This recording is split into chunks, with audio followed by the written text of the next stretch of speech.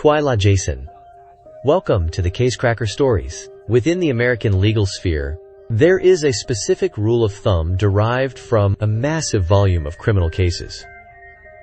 In a homicide investigation, if 6 months pass after the crime without any significant progress, the probability of solving it drops below 50%.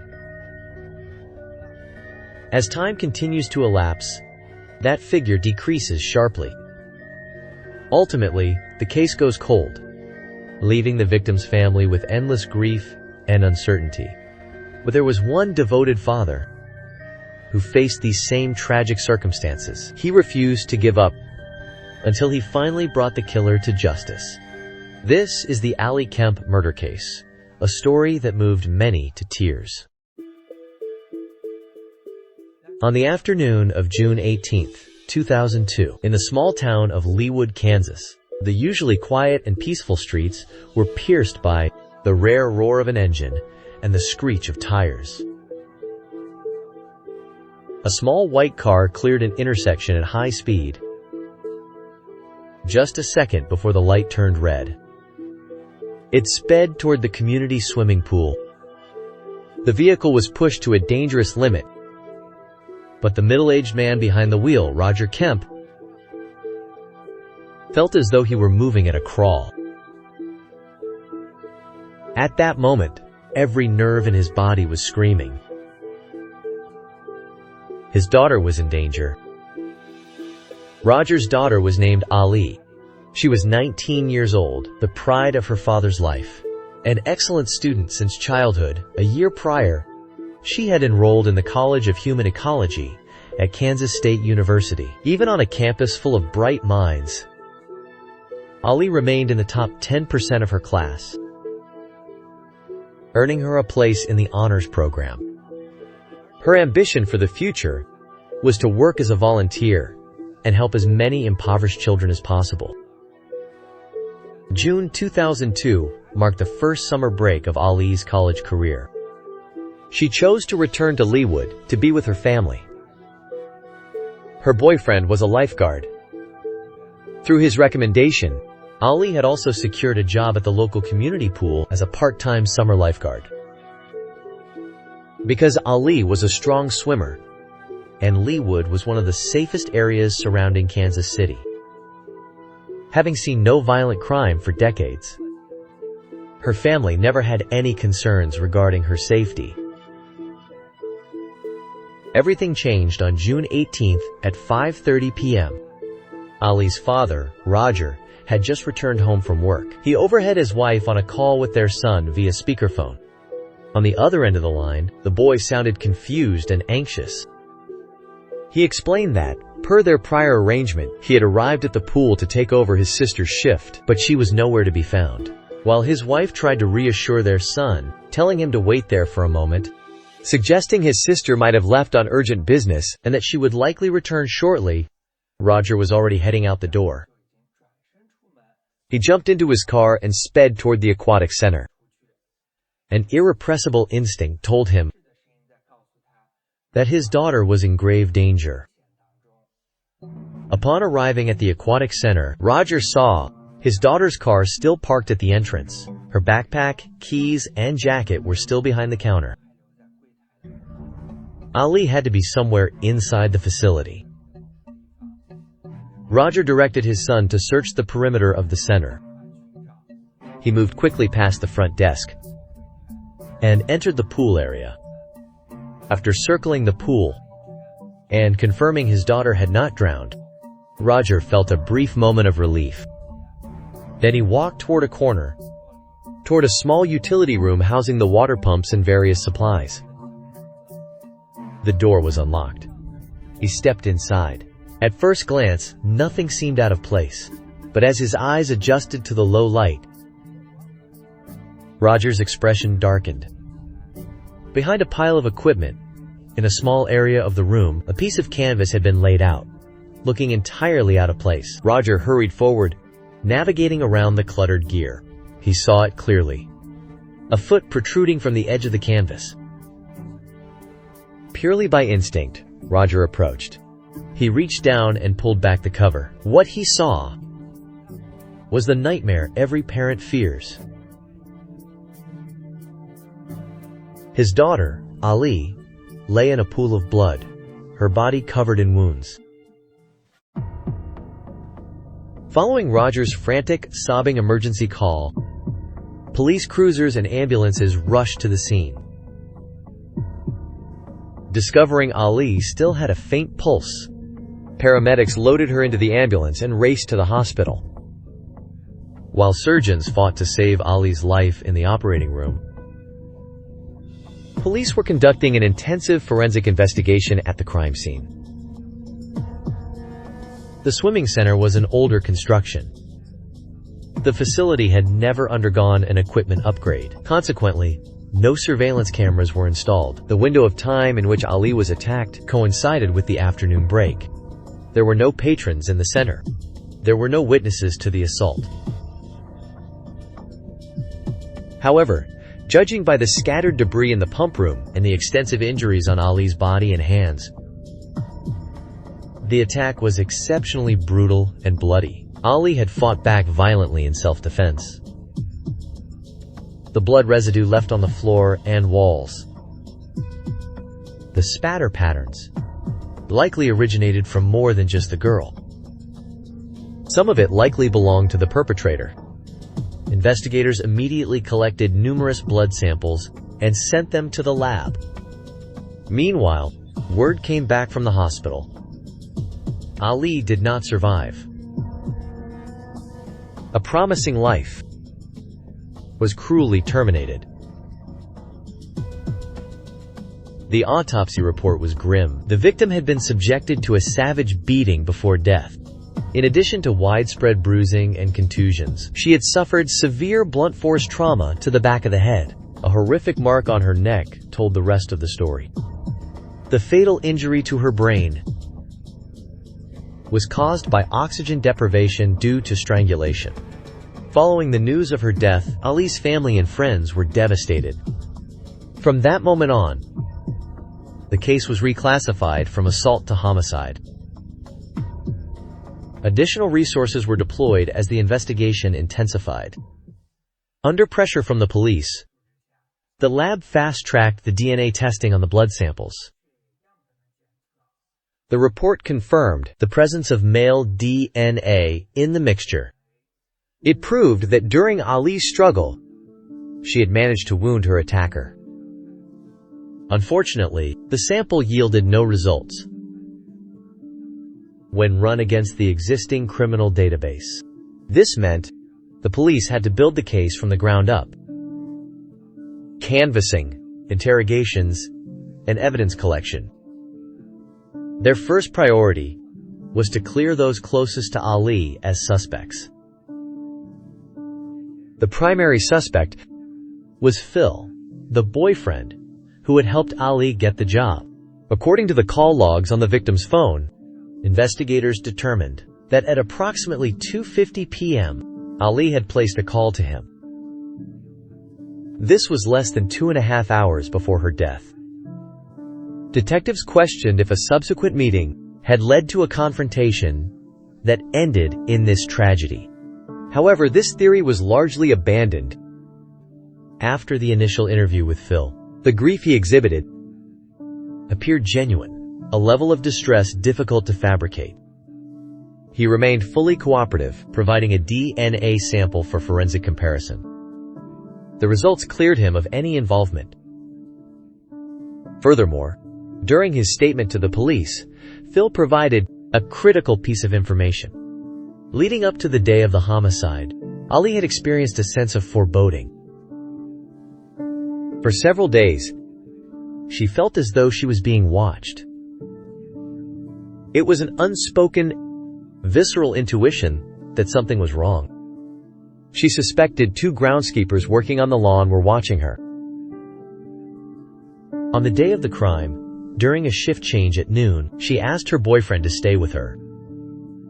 But Ali was considerate and often prioritized the needs of others. After a short while, she told him she felt better. She urged Phil to head to his next part-time job so he wouldn't be reprimanded for being late. Phil left based on that assurance. He had no way of knowing his girlfriend would soon be targeted. Following this lead, investigators quickly tracked down the two workers responsible for the lawn and equipment maintenance at the aquatic center. Both provided credible alibis, effectively ruling them out as suspects. However, during their interrogation, both witnesses independently reported that over the past few days, they had observed a suspicious male loitering in the vicinity of the aquatic center. He drove a vintage, tan Ford pickup truck. He was seen circling the facility repeatedly, his eyes fixed on Ali behind the counter. One day, after clocking out, one of the workers also spotted someone. That individual was hiding in the bushes. He was using a video camera to film them covertly. Upon being discovered, he fled the scene in a panic. Because these were only brief glimpses, other than the impression that the subject was relatively young, possibly a Caucasian male in his 20s or 30s, they were unable to provide further details. However, this investigative gap was soon filled by another witness. Her name was Lisa. She was Ali's close friend. At approximately 3:15 p.m. on the day of the crime, she had gone to the aquatic center to talk with Ali. After parking her vehicle, Lisa felt the outside temperature was too high. She didn't want to get out. Instead, she began honking her horn, attempting to get the attention of Ali, who was on duty inside. She wanted her to come out and sit in the car to talk while the air conditioning was running. At that moment, she noticed a man standing at the entrance of the center. He was holding a glass bottle. He was smiling and nodding at her. This startled Lisa. It wasn't because the man looked frightening, but because she thought he might be the manager of the aquatic center. She feared her honking might get Ali into trouble. She immediately turned her car around and drove away. Looking back now, what she saw was likely the perpetrator who, moments later, would launch the assault on Ali. Based on her verbal description, a police sketch artist produced a rendering of the suspect. Overnight, flyers searching for the pickup truck and this balding male suspect saturated the streets and alleys. The story was on a constant loop on the television news. The police tip line was immediately overwhelmed with calls. Unfortunately, of the more than 400 leads that poured in, every single one was eventually ruled out. In this manner, several months of intensive investigation passed. Yet, the police inquiry remained at a total standstill. This left Ali's father, Roger, in a state of desperation. He could see that the public's attention was beginning to drift toward newer cases. He lived in constant fear that as the media attention faded, his daughter's case would end in a stalemate. Starting from the third day after the crime, he posted a reward, offering $1,000 for any key lead that could solve the case. That was the entirety of his savings at the time. From then on, enduring immense grief and his own physical ailments, he remained active at various events, delivering speeches and appeals. He raised over $50,000, all of which was added to the reward fund. Finally, 4 months after the homicide, a man's name surfaced in the police investigation. His name was James Strader. The department was already well acquainted with this individual. He was a career criminal with an extensive record. He had 3 prior convictions for violent assaults against women. At that time, he was also suspected of crimes in Mississippi. As well as offenses committed in Kansas, he was wanted by police on 2 counts of rape.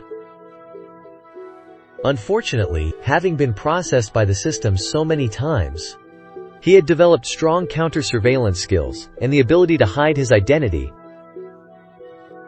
Consequently, despite months of pursuit, the police still had no trace of him. That changed in February 2003. 8 months after the initial crime. On the run for a long period, James had finally exhausted his financial resources.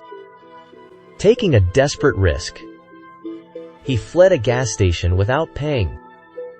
He was intercepted and taken into custody by police. Once in interrogation, he provided a full confession to the rape charges, but regarding the murder of Ali, he issued a flat denial. Nevertheless, many people, including the investigating officers, were convinced he was the perpetrator who killed Ali. The rest of the investigation was seen as a mere formality, because James, from every possible angle, was a perfect match for the suspect's sketch. However, the DNA forensic results revealed James did not match the blood sample recovered from the crime scene. In other words, he was not the killer. This revelation came as a shock to everyone involved. It sent morale plummeting to an all-time low. The most promising lead in the case had gone cold. The investigation had hit a complete dead end. Roger spiraled into deep anxiety because, as we mentioned at the beginning, a homicide case, if, after 6 months, it remains unsolved, the probability of it becoming a cold case increases exponentially. Could it be possible? Would his beloved daughter die like this? For nothing? Without justice? And would he have to carry this endless grief and regret for the rest of his life? He refused to accept it. So he began to consider every possible method to push the investigation forward. One day, while driving, he passed a roadside billboard. Instantly, an idea took hold in his mind. Every day, thousands of vehicles pass beneath billboards. The content on those boards is forced, almost involuntarily, into the eyes and minds of every driver. This was far more effective than posting flyers on street corners or buying a few minutes of airtime on television. When he expressed this idea, the police did not explicitly oppose it, but they felt it would be of little use. This was because, previously, the police had frequently used billboards to search for missing persons or to solicit leads. The results were never particularly good. In a case like Roger's, where a victim's family member personally rented a billboard to hunt for the killer, had rarely happened before. However, subsequent facts proved that Roger's decision was exactly right, because it wasn't constrained by official decency. The content Roger put on the billboard stripped away the useless bureaucratic jargon. It used only brief, powerful phrases. Do you recognize him? Along with the words, $50,000 reward, combined with a large sketch of the suspect. The visual impact on passing drivers was intense. Not only that, Roger continued to raise funds, renting one billboard after another. He spread the influence of this reward throughout the entire state of Kansas and several surrounding areas. This forced the public's attention back onto the homicide. Finally, quantity led to a qualitative breakthrough. Although limited by financial resources, the billboards only covered one state. But the story of Roger's advertising campaign reached a turning point in October 2004. It became a national news story. After seeing the news reports, a resident in Connecticut immediately felt that the person shown bore a striking resemblance to one of their neighbors. He also owned a gray Ford pickup truck. Upon further reflection, this individual had moved in during mid-2002, seemingly shortly after Ali was murdered.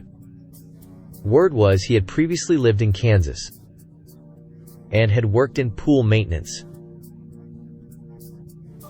He wasn't the only one. Several other neighbors also picked up their phones